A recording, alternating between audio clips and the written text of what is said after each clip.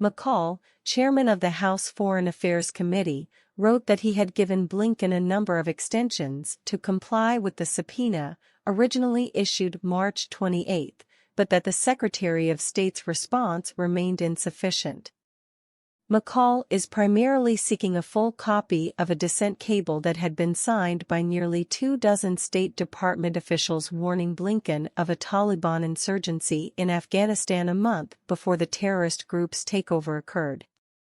The cable, which the Wall Street Journal reported on in 2021, served as an indication that the Biden administration could have potentially been better prepared for the Afghanistan evacuation so as to avoid at least some of the loss of life and chaos that occurred during it.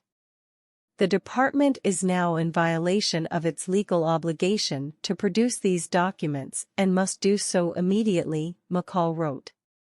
Blinken had responded to McCaul's subpoena with a one-page summary of the cable, roughly a quarter of the size of the original cable, McCaul said.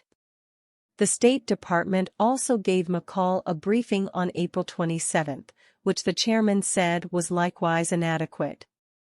He said that, for instance, the official giving the briefing could not identify or even estimate how many officials had signed the cable despite the journal reporting 23 had signed it. McCaul wrote, "It strains credulity to believe that the official responsible for preparing the cable summary and briefing Congress on it would be unable to provide this information." State Department spokesman Vedant Patel responded, per Reuters, that it was unfortunate that after being provided a classified briefing and being provided a written summary of the contents of the dissent channel cable as well as the department's response, the House Foreign Affairs Committee continues to pursue this. McCaul listed several options for Blinken to satisfy the subpoena requests, including allowing names to be redacted on the cable. He gave Blinken until May 11 to respond.